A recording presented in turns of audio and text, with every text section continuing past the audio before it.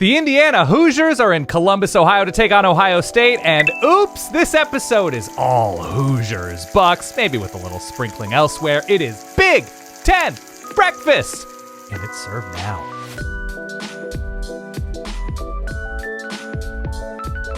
Welcome back to Big Ten Breakfast. You called it, Dan. It's Indiana. It is Ohio State week.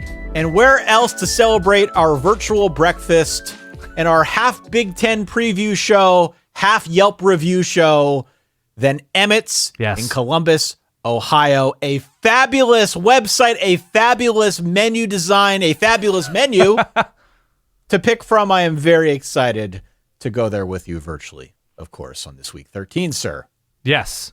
So the funny thing is, ahead of the season, if you were to say, well, there's going to be a game late in the Big Ten, and both Big Noon Saturday and game day are going to be there, you'd be like, oof, man, I guess Michigan-Ohio State kind of makes the most sense, right? Michigan coming off a national championship, Ohio State perennially in that conversation. Nope. Ohio State probably looked at this and said, well, you know, ahead of the game, we've got Indiana. That's not the biggest deal in the world. Michigan has Northwestern. So kind of like, I don't know, uneven terrain. Nope. Arguably the second biggest game of the season, maybe the biggest game of the season, just because we are still sort of waiting with bated breath to learn of Indiana's realness. We are believers in Indiana's season and impressed by Indiana's season, but I think because of their opponents and because of their schedule, non-conference and Big Ten wise, we'd love to see them matched up against what we believe to be another top 10, top 5, top 2 tier team eventually, and here we are. This is going to give us a chance to see what is Indiana made of. We saw Indiana against Michigan and their defensive front and had some issues. It wasn't quite as frictionless as it has been. Great word. Elsewhere this season. We're going to see what they're made of now. They're facing truly a real opponent. They will have an opportunity to put all of the criticism to bed if they were to go into Columbus and either win or just lose close. I think that will go a long way towards validating what, for all intents and purposes, is going to be a playoff run here. We're going to see this team in the playoff, barring any kind of weirdness.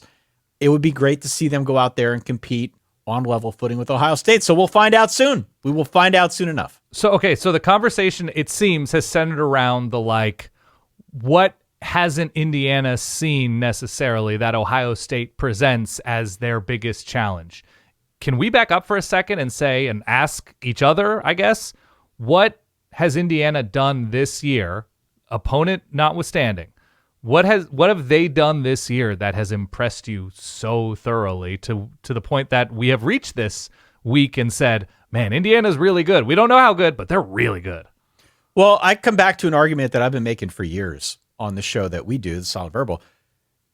A team is not so much defined by the quality of its schedule. And this is the mistake that I feel a lot of people used to make about Boise State back in the day. They would look at the schedule and they'd say, well, they didn't play anybody, therefore this team must be a flash in the pan or a fluke. And I don't think you can make that logical conclusion all the time. Certainly in some cases it's very true, but with what we've seen from Indiana this season, what has impressed me is totally separate from the names on the schedule and the strength of said schedule. They have been blowing a lot of these teams out. Maybe they didn't do that against Michigan, but for my money, killer instinct goes a long way. Right. And in a season where it feels like we haven't seen enough of that from some of the teams that have been grouped together at the top of the latest college football playoff rankings, that is meaningful to me. Going out there, being able to bury a team in the manner that Indiana has done so, even if it's not against the best that the Big Ten has to offer, that stands for something in my book. To be able to go out there and have that mentality, Curt Cignetti has instilled that very quickly with this team. I'm impressed with the job he's done, and we got to see how it carries through against a team like Ohio State in Columbus, mind you. But for what it's worth, I think that stands for something.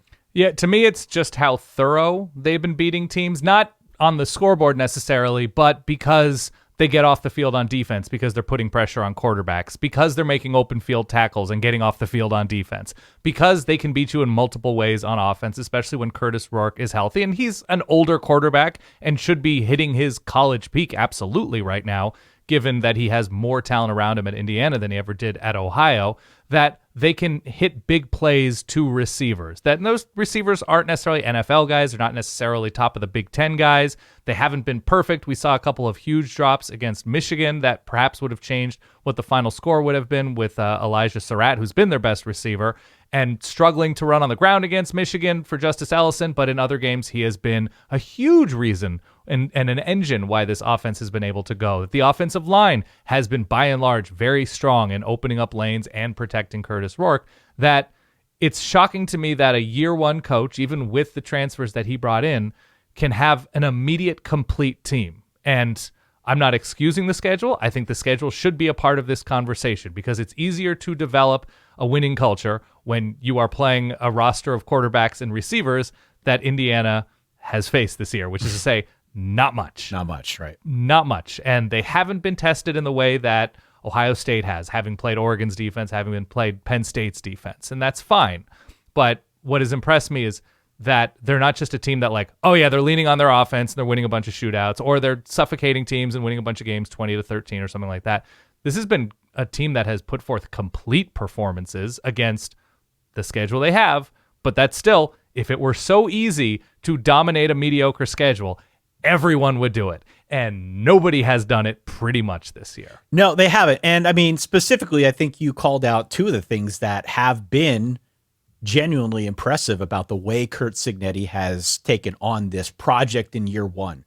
They've run the ball better than I think anybody expected.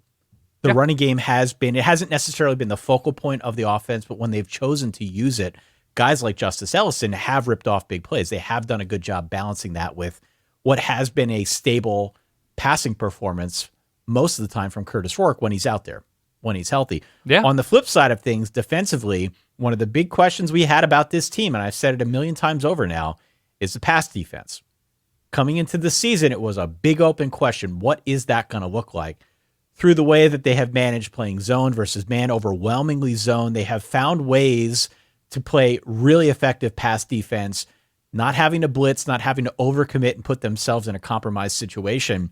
Yeah. That has worked out really well to their favor. Now, better quarterback this Saturday than perhaps they have seen at any point this season. We're going to see what that looks like, not just against the quarterback, but arguably the most talented wide receiving core throughout all of college football. This will obviously be a very, very stiff test, but clearly to this point in the season, what they have done has been nothing short of just crazy impressive for Curt Cignetti. So if you're Ohio State, if you're Jim Knowles, if you're Chip Kelly, if you're Ryan Day, if you're any of the assistants, what is the most worrisome element to you about Indiana that you're like, man, if we can't figure this out, it's going to be a long, are they kicking this off at 9 a.m., 6 a.m.?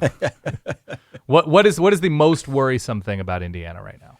Well, I think, look, the offense has proven that it can beat you in a couple different ways, whether it's on the ground, whether it's through the air. One thing that you notice the more Indiana football that you watch, and we've gone back and rewatched many of their games at this point, Kurtis Rourke is very, very calm.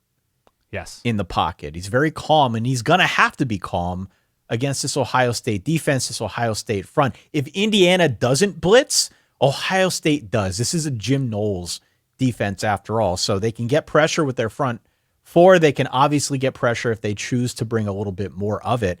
But didn't do that against Oregon. Didn't do it against Oregon. It was Oregon. a very straight up sending four against the Ducks in their previous, or one of their previous huge games of the year. I don't think that will be the case in this game against Indiana, because I believe Ohio State thinks they've got better athletes, which they do. Yeah. I'm curious to see if they bring that pressure, if Kurtis Rourke can stay the part that we have seen this season, if he can remain calm in the pocket, distribute the ball accordingly without making any kind of mistakes. If you're an Ohio State coach looking at what Rourke has done so far this season, his ability to stay poised in those moments, I think, is pretty worrying. Because there is a question of like, all right, how unflappable is this guy? He's been around the game for a good long time now. He knows what he's looking at. Obviously, he's been crazy effective this season. If they get that version of Kurtis Rourke, that has to be worrying for a defense. I think it's probably the defensive line for Indiana because of where Ohio State is right now in terms of injuries up front. Down now 3 big offensive linemen. Yeah. Losing Zen Mikowski, I think his name is, Seth McLaughlin, who has been McLaughlin, the center, and of course Josh Simmons, the left tackle during that Oregon game. and what that is in terms of limiting for what the offense can do. And now they're sliding guys around with center experience who have been rotation guys for this Ohio State offensive line that have played significant snaps. These are not new, true freshmen being thrown to the wolves. But in terms of what Ohio State would love to do, that's protect and give Will Howard time to find receivers downfield. That is open up big lanes for those running backs. I wonder if they're worried about the Indiana defensive line, which has been excellent in terms of generating pressure and sort of hounding quarterbacks and running backs in the backfield and keeping teams behind the sticks. Wondering about how do they keep them off balance, off schedule, whatever. Because if I'm Ohio State right now, you know how you can win this game. You know that you can have receivers running past DBs like Maryland had, for instance, for stretches of that game a few weeks ago. You know that they have more talent, more speed, more size, more ways to win this game. But if you're constantly facing 3rd and 11, constantly facing 2nd and 9, you're constantly behind the sticks, I think that changes rhythmically what you're able to do. And so that, I think, is what's keeping Chip Kelly up at night right now, Ryan Day up at night right now. Kurtis Rourke is going to be strong to very strong. I don't think he has the same talent around him, but that to me is the one pressure point right now for the Bucs. I think it's totally fair. And I guess if you're looking at this from the flip side, Dan, if you are Curt Cignetti trying to put together a playbook for how you're going to go into Columbia, into the shoe, maybe the biggest game, arguably the biggest game at this point in the Big Ten season, what is it on the Ohio State side, maybe short of that offensive line, that you are looking at and you're saying, all right, this is one way we can attack this team, maybe offensively? So how would I attack if I'm Indiana and Kurtis Rourke and the offensive staff for the Hoosiers? How to attack Ohio State? I think there's not really a set template. I don't think Penn State had the receivers to test them downfield, nor the confidence in that specific kind of passing attack against that defense. I think Kurtis Rourke might be a little bit closer to Dillon Gabriel in terms of fearlessness in a moment like this, just because of his age. I think it's probably that. I don't think they can run straight at him. No. We saw the struggle with that against Michigan. And so maybe it's a little bit of, because Caleb Downs is going to come down and he is going to attack the screen game. He's going to attack the short passing game. The linebackers have been very good. So it's attacking downfield and it's the unpredictability. That I think is what you have to do. You have to sort of be able to throw out tendencies. Oregon was doing a lot of short stuff ahead of their Ohio State game. A lot of crossers, a lot of screens, a lot of quick passes. And against Ohio State, they broke a lot of tendencies. So to me, it's Indiana hasn't shown this year, this kind of tight end screen. They haven't used the tight end a lot this year, Indiana. In the red zone they have, but really as a big weapon, no, that has not been Indiana's MO offensively. So all of a sudden, you're unveiling a little bit more to the tight end. You're unveiling a little bit more to the running back out of the backfield, finding mismatches and just the general unpredictability. Maybe Indiana wasn't trying to show a ton against Michigan, but what they did show was a lot of struggle against the Michigan edge players on defense, whether it was a linebacker, whether it was a defensive end. And so it's self-diagnosing with a week off to say, okay, this is how we're going to break tendency. And I don't think they have the receivers to do what Oregon did, but to have the balls to say, this is what we haven't shown this year, and we're going to do it on the road in Columbus at the shoe. That to me is I definitely think that's part of it, and it pushes up against a broader question about the coaching matchup in this game.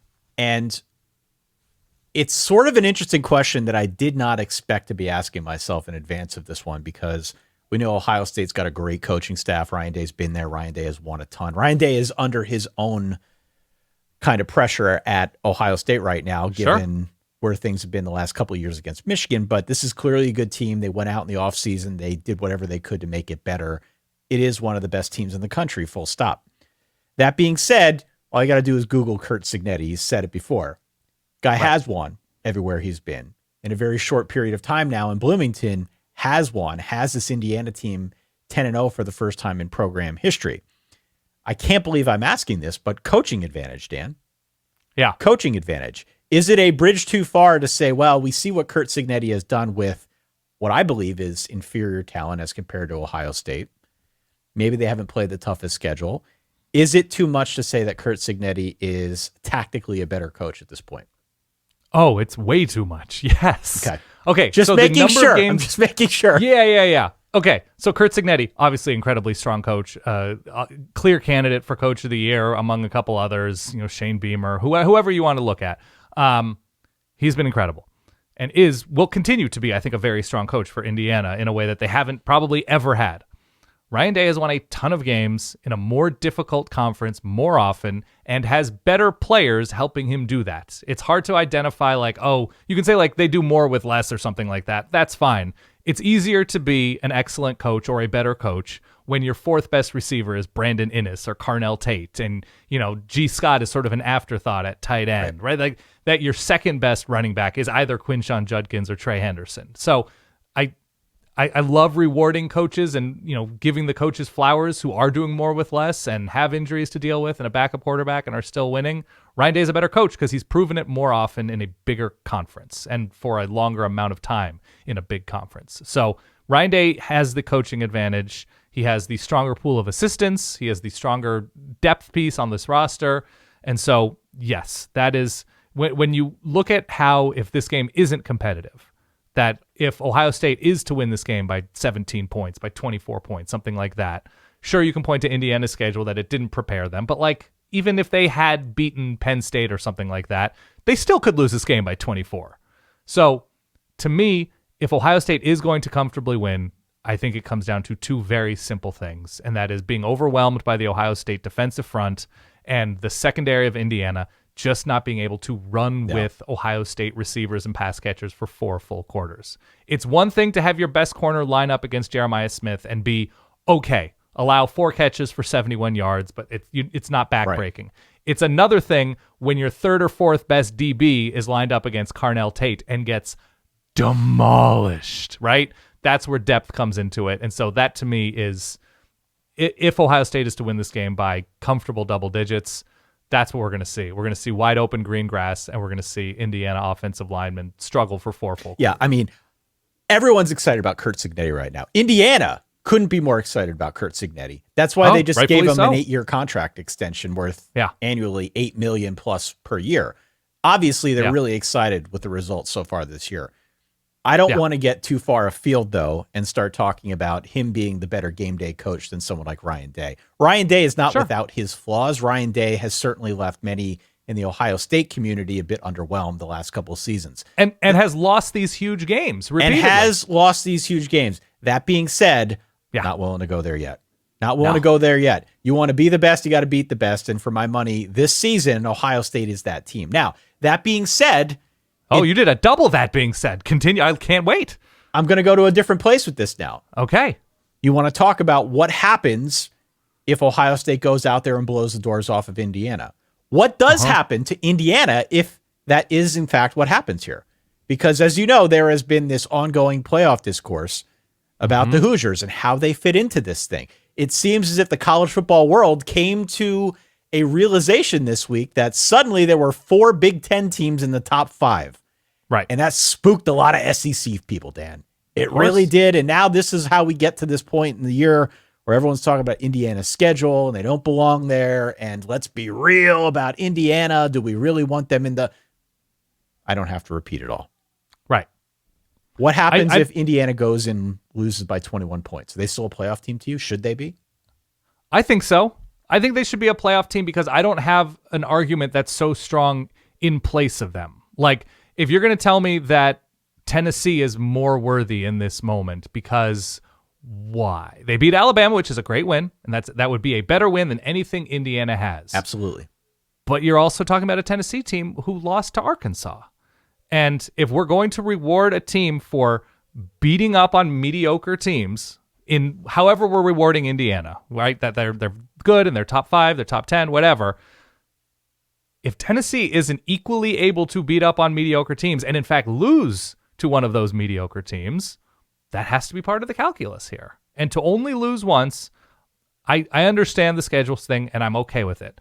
But to just reward an SEC team because they lost twice in semi-impressive fashion to go along with other games, like, it doesn't ring true to me. Like, we don't need 5 SEC teams. We don't need 7 SEC teams in this 12-team playoff. It's supposed to be an encompassing experience, this playoff, right? That we're supposed to be able to get the best of teams that have won typically the most games. And I think Indiana fits that. I think Indiana has a stronger argument right now than Penn State because they've taken care of business more often. I think so. An 11-1 Indiana, to me, has a stronger case than an 11-1 Penn State in terms of wins and losses. And in Penn State's loss to what would in this case be Indiana's loss also, they scored no touchdowns on offense, right? No touchdowns on offense. So you can nitpick everybody's resume. I think what Indiana's done this year is playoff worthy. I watch them beat up on mediocre teams every week. It's totally good enough for me to go 11-1 in a power conference, even with the non-conference, and say, you know what? I'd like to see more of this team against Ole Miss, against Oregon, against Texas A&M, whoever they end up playing. That's intriguing enough for me to watch on New Year's Day, for sure. Neutral site, Tennessee would be favored by about 2 points over Indiana. Miami, also around 2 points. Notre Dame would be favored by about 3.5. Penn State favored by 4.5, 5. They are right there with a number of these good teams that I think we are assuming as fact as playoff teams at this point, or at least playoff adjacent. And a lot of those teams, and like you look at Miami, you mentioned Miami, and I think it's totally reasonable to point that out. Miami is a Cal-esque, Virginia Tech-esque, Georgia Tech-esque program right now. If you are by small margins either winning or losing those games, that's kind of who you are at this point. And so, yeah, Miami could definitely beat Indiana. But not for sure. That's much more of a toss-up than I think any line would give it credit for. This is just the point that we've arrived at this season. Yes. Whereas previous years we had, I think, an echelon of teams that felt bulletproof. This year, everybody's got a fatal flaw. And that's true in the Big Ten. That is true in the SEC. That is true all throughout college football. And I think it's important to keep it in context, to look at, not that point spreads are everything, but just how, let's say, a neutral third party like Vegas would view some of those potential matchups. It's interesting, and I think Indiana's right there. Maybe we'll feel differently after this weekend against Ohio State. Can I ask a question that literally nobody has asked? I don't think. What if Indiana absolutely dumps Ohio State? Ohio State as a program has not been immune from having a wildly advantageous talent situation and get dumped by Iowa by however many touchdowns with Nate Stanley, right? What if they get absolutely dumped? The offensive line doesn't show up or can't come together. There's turnovers. There's, missed tackles that lead to huge plays, and it just gets out of control, and Ohio State loses this game 34-10. Is Indiana the number 1 team in the country? Probably not. That's probably too far because Oregon beat Boise State in addition. But I think Indiana bumps up to 2. Yeah. I think they bump up to 2. At that point, clearly, they would be in the Big Ten title game against Oregon, your Oregon Ducks. We'd have an opportunity to see kind of a play-in game of sorts, or an exhibition playoff game for whatever that game would mean to you. Yeah. We would see how they would acquit themselves at basically a home game in Indianapolis, which is another aspect of this that is probably worth discussing if and when we arrive at that point. It's a more interesting question to me as to what would happen to Ohio State in that instance. Clearly, Indiana would be a playoff team through and through if they were to go to Columbus and win. Ohio State at that point, you would have to assume finishes the year 10-2, beating Michigan. I still feel pretty good about their chances next week. Definitely. Is Ohio State suddenly out of the playoffs with what would amount to 2 losses against top 5 teams, but a win over top 5 Penn State on the road? Yeah. Man, that is what I'm rooting for as a fan of neither one of these teams, though I guess I'm an Oregon fan and, there's skin in the game. But look, if Indiana dumps Ohio State 34-10, I'm kind of terrified as an Oregon fan after a 3-point win against Wisconsin. Yeah. Indiana then becomes that much more terrifying. So can't wait for this game. We're live streaming this game. SmellTiesHair.com will get you anywhere you need to be to watch us do a live watch. We're not live streaming the game. Let's be clear. We can't do that. We don't have the rights to that. Or do we go out in a blaze of glory, Ty, and we become the new Wheels? Well, also a possibility. Yeah. You can either go to that ridiculous URL, or you can just come right back here if you're watching this. You're already on YouTube. You know how to get to youtube.com/@solidverbal. Yes, absolutely. And by the way, speaking of coming back, I'm all ready for a real visit to go to Emmett's, let alone a virtual visit to Emmett's. My pick, by the way, is like Ohio State 35-20. Yeah. I'm worried about this offensive line. I'm still making that pick. What do you I'm have? at 38-17 Ohio State. Yeah. I mean, we're hanging around a little bit too much here. So they'll appreciate us at Emmett's then for making that. Oh, yeah. No, everything's on the house for us. Yeah. I want to be wrong about that. Mm-hmm. I'd like to see a good game. I don't really care to see Indiana getting blown out here. That is not really the point for me of watching a game like this. I would love to see more chaos ensue. And Ohio State's got better players, Dan. They do. They have better players. I think they have a better roster of coaches. I trust in them more to figure this one out and win this one going away. Maybe it's close for a half or something of that nature. I trust them more, especially at home, to get the W here in convincing fashion. What's your order from Emmett's? Man, I went back and forth. The problem I have is that they put prosciutto on everything. They are very prosciutto forward, and you're not a prosciutto guy? I'm not a prosciutto guy. So I'm assuming I could order any of these things without. Probably. Or replace it with bacon or something else. Yeah. Which is where I'm at. I was looking at the one-handed, sort of in honor of Jeremiah Smith. This is prosciutto, egg, white cheddar. They've got an aioli on an English muffin. You can add avocado if that's something you're into. I'd be inclined to get rid of the prosciutto and just go one-handed without the meat. Was also looking at the breakfast burrito. The breakfast burrito looks really good. Looks great. Yeah. Looks really good as well. Also with prosciutto on it. With prosciutto. I don't think this is the one thing about Emmett's that we need to talk about. But all things considered. You've never been described as a ham forward guy. No. That I can agree with, yeah. No. My thing with Emmett's, though, you can tell that the effort's there. Beautiful website, wonderful menu design, wonderful menu. They've got the trifecta. They got those three things going for them, which a lot of restaurants don't. That has me interested. And then I look at this menu. I can deal with the prosciutto. I'm sure they can leave it off. Yeah. A lot of good options here if you're in Columbus. Labeling allergens, Ty, near and dear to my heart, with Jody with an eye with her allergies. Okay, I'm going easy call for me. I'm going meat and tato. So it's definitely like hangover centric. Chorizo, egg, Monterey Jack, tots, arugula, pickled onion, house green hot sauce on a matija everything roll. There's so much flavor packed right into something handheld, Ty. I can't keep my eyes off of something like that. You eat that, you're playing offensive line for Ohio State this week. Yeah, but I'm like a snobby offensive lineman. I'm not a greasy offensive lineman. I'm very particular about. You're a highbrow. That's exactly right. Long snapper. Or something. Yeah. I'm getting out in support of the screen game. Yeah, it all looks great. You look at the menu and there are two words that appear a few different times that just make me respect this place so much, and those two words are side tots. By default, side tots. Emmett's, come on, what are we doing? Let's make this official. Have Ty and I out. Let's go crazy.